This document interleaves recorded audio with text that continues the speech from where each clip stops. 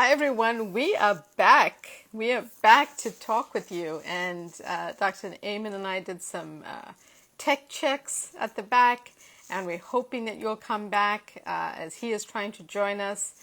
And we're so excited to talk to you in the Brain Food series, both about my book, which was launched last week, as well as any questions you all might have, and a wonderful conversation with just a wonderful doctor. So I hope you will join us and see us talk. Hope everyone is thinking about what they're going to have for dinner, or you may have eaten your dinner already, and making some really good brain food choices. Would love to hear what everyone is having, tasting, avoiding, embracing in terms of our food list from the book.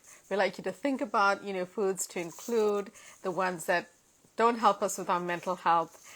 So all of that ends up being, I hope, useful to you in how you plan your meals. I see people streaming in, and let's see if we can get Dr. Eamon in there. Awesome. Hi, Dr. Eamon. Hello, How are Uma. you? How are you? I'm wonderful. It's so good to see you. Well, Firstly, just an honor glad we to have figured you this here. thing out. It's this new tech world, this way, this, I'm such a menace on Instagram, but we had some background tech issues and we worked it out. I think it must be because we're eating our good brain food, Dr. Eamon. That must be it. Must be it. How have you been? I thank you for supporting this brain food series, which I actually launched as we launched my book last week, and I really wanted to get some sense from you. I had a few questions that I thought you could help us with. I've long admired and followed your work and read the research that you've done. And one of the things I find people are often saying to me is, the nutrition suggestions that many of us make seem basic. And I wanted to break that down in terms of sugar and the brain a little bit, because I feel that people don't often make the connection, as you and I have talked about before, between the actual food and what it does to the brain. So, for example, people eat a sugary treat and they feel great and they think, well, I feel good. Why is that a bad thing? And they don't necessarily understand the brain science. And I wondered if you could break that down a little bit for us. I published a study last week on 35,000 scans. That's amazing. And it was pretty impressive. As your weight goes up, the function of your brain goes down, virtually every area of the brain. And the problem with sugar is it basically has no nutrients. Right. All the nutrients are gone. It's addictive. It hits the dopamine centers of the brain, so you really like it. Right. It's And you're, in the short run, it does make you feel better, yes. but in the long run, it increases inflammation in your body, and now you're addicted to something that hurts you. And I don't know if you've ever been in a bad relationship, but I have in the past, and now that I'm 66, I'm not doing that. I'm married to a woman I love. She loves me back. And I'm not going to be in an abusive relationship with food. Yeah, exactly. And I think that's a sugar, great I way to mean, say it. Yeah, it gives you this pleasure, but then you get the rebound of pain.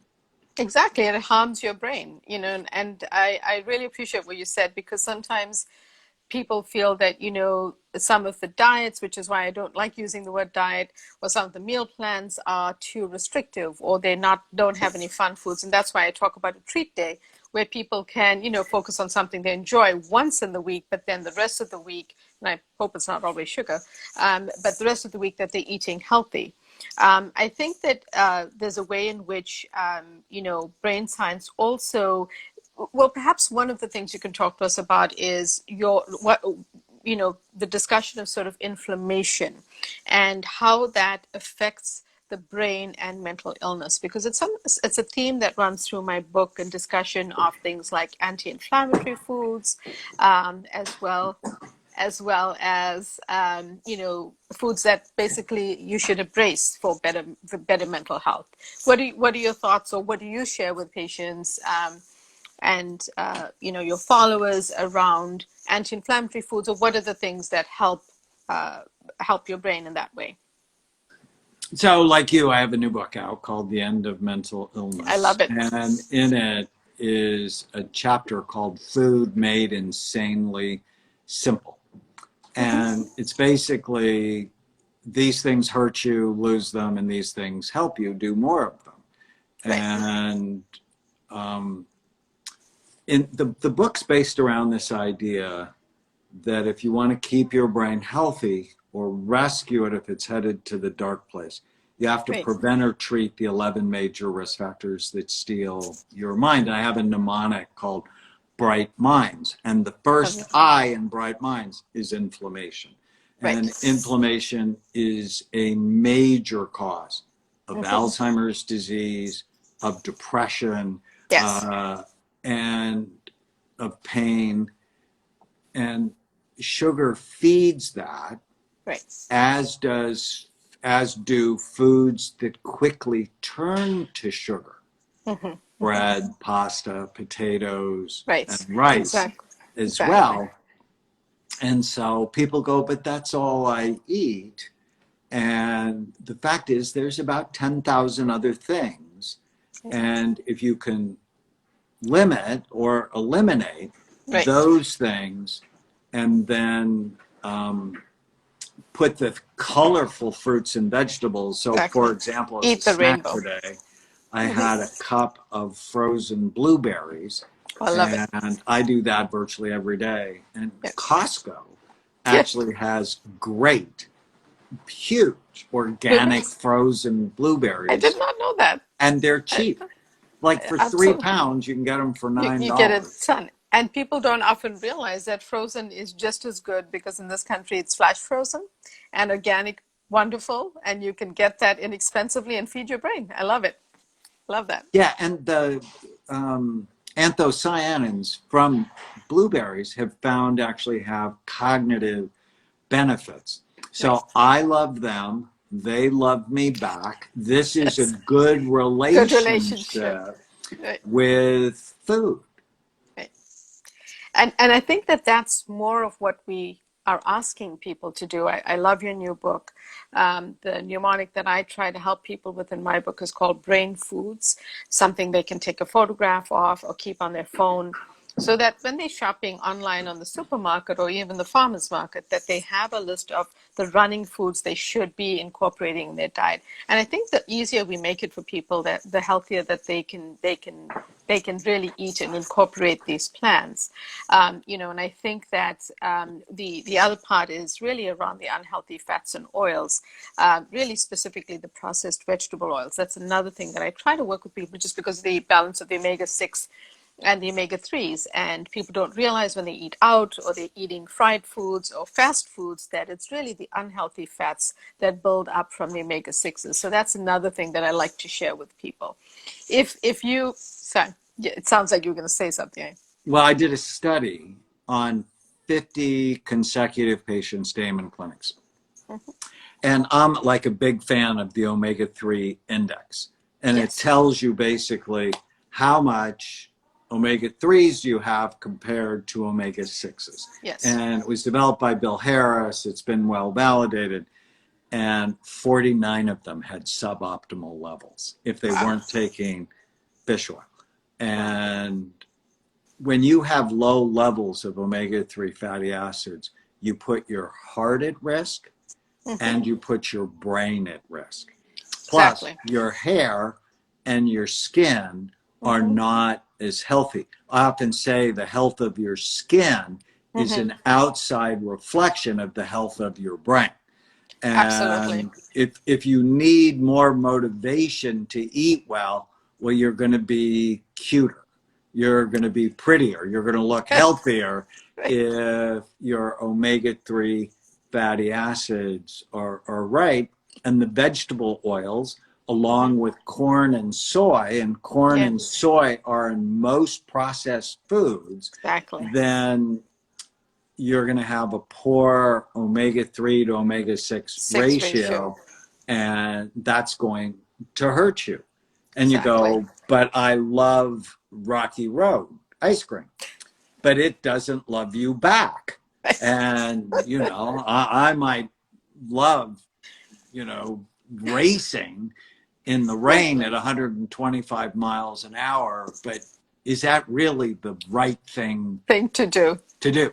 Exactly. No, I couldn't agree more. And I think it's sometimes, you know, some of what I talk about is some pillars of just basic good mental health, because those pillars will fortify you almost during this pandemic even, against any developing sort of mood or anxiety symptoms just by eating healthy. So if I would, this is something I'm being asked all the time, but I'd love to get it from a real expert like yourself.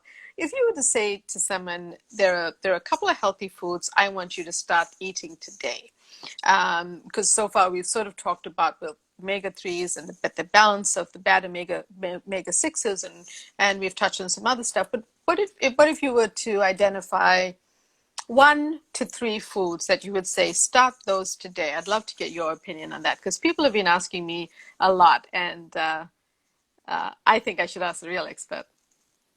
Well, there's a study from Australia that showed there was a linear correlation with your level of happiness and the number of fruits and vegetables you eat a day. Yes. So I would, you know, what's colorful? Red bell peppers, Right. High in vitamin pomegranate C. seeds, Yes. kale, brassicas. So brassicas actually have detoxifying properties. Properties. Brussels sprouts, broccoli, Yes. cabbage, cauliflower. Yeah. And so we're All good big in my choices. house with cauliflower mashed potatoes or cauliflower rice. Yeah.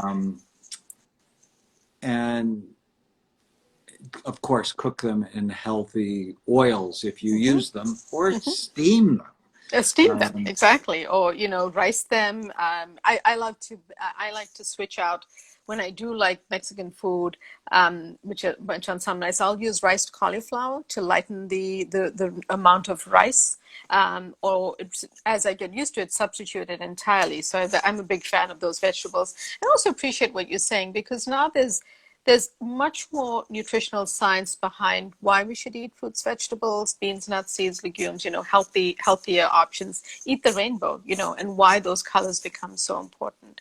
I wanted to check in with you because we are at 6:30, and I know you had a hard stop. Are you okay to go on for a few more minutes, or I have to stop at 6:40. We can do at that. six? That'd be great. Okay, awesome. Well, thank you for doing that for us. I really appreciate it.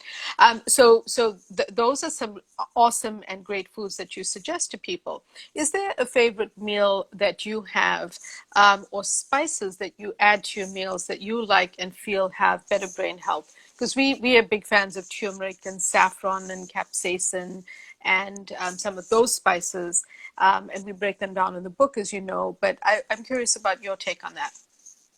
So my favorite of the bunch is saffron.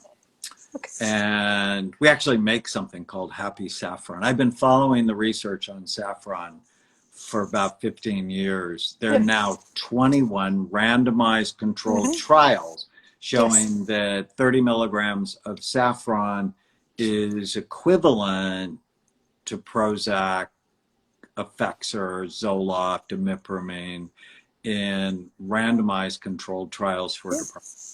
And as opposed to the SSRIs, which tend to decrease or interfere with sexual function, there's a whole group of studies on saffron improves sexual function and improves desire. It's listed it out. Okay. And Exactly. there's a whole group of studies on saffron.